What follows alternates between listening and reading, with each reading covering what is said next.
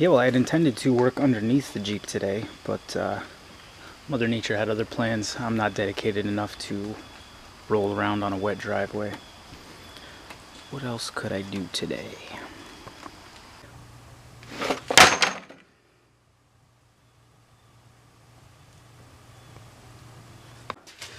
Alright, so here's where I'm at today. It's raining too much to work outside, so I'm going to tackle one of the projects I've been saving for a rainy day. And what that is a rear A-arm spacer.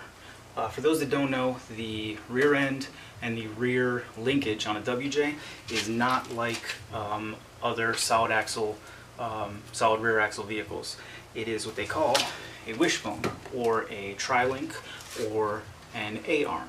And what it does is connects to the chassis at these 2 points with bushings, and then at this side there's a ball joint, and this plate connects to the axle.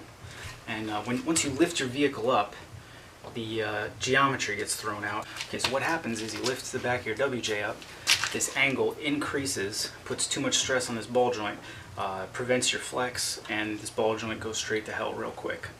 So what a lot of people do is they get a spacer, makes sense, goes in between the axle and this plate. I've seen them make them out of milled aluminum, I've seen them make them out of welded steel tubes or steel plates, and I've seen them made out of ABS plastic. So what I'm going to try to do, make one out of a Walmart cutting board. I don't know how this is going to work, and nobody may see this video because this project may not go well, but if it does go well, I will have made an A-arm spacer for my 3.5-inch lifted WJ for about 20 bucks.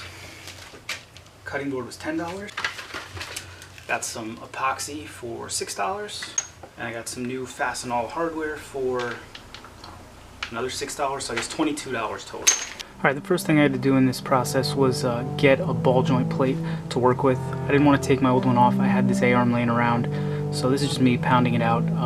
There's no real great way to do that. The next bit is just laying it out. Again, there's a lot of guesswork here. Would have been nice if I actually had a spacer to measure off of, but I did not, so kind of trial and error here.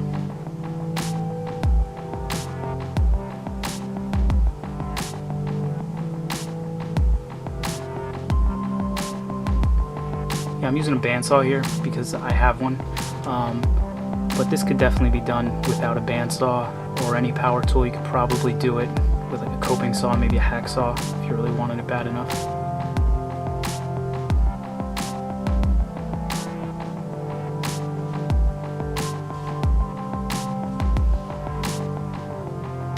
The next thing I had to do was figure out where all the holes were going to go. The one in the middle, the big one for the ball joint, was really difficult. There's no good way to figure out exactly where I had to put it. I tried pressing it into it. What I ended up doing was taking some lithium grease and brushing it on, and that made a really nice mark. Worked out really well. Yeah, the hole saw I'm using is 2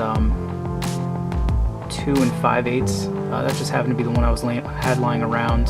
It's a little bigger than I needed, which allowed me to not be precise with my measurements. I don't think it's going to matter in the end.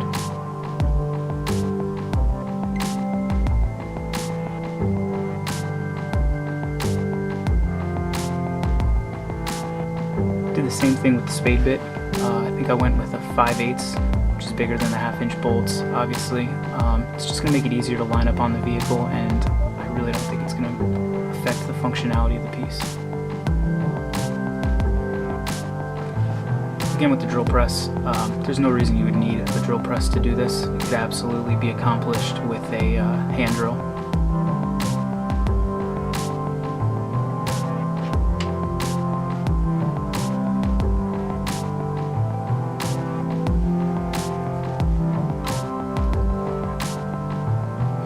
Same thing with the 1x30. You really don't even need to clean up the edges like I did. You could use sandpaper or an X-Acto knife. Also, the hardware, I will leave exactly what hardware I used in the description below.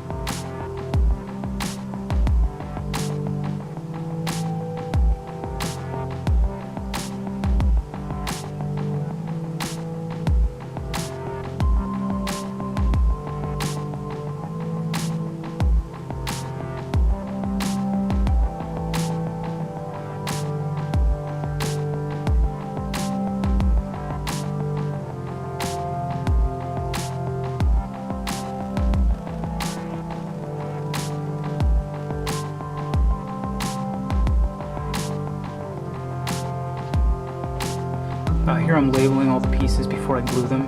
Gluing them ended up not working. The epoxy just didn't stick to the non-porous plastic. I ended up not gluing them at all. I just stacked them, and it worked out fine. If you really want them glued so that they're one piece, I'd recommend super glue. I think that would have melted the layers together. I glued them, I let them dry overnight, and then they delaminated as soon as I started messing with them. So, alright, here's where we're at today. 2 days ago, I did the drilling, the shaping, the gluing, which you saw.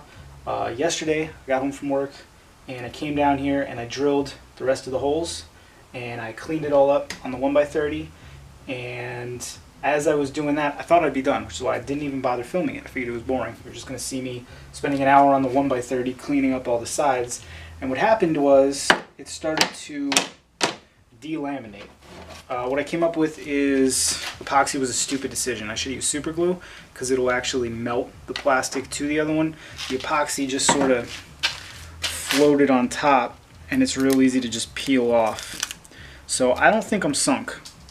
I'm going back and forth right now between just leaving it as these. I mean, my feeling is if I just stack these, right?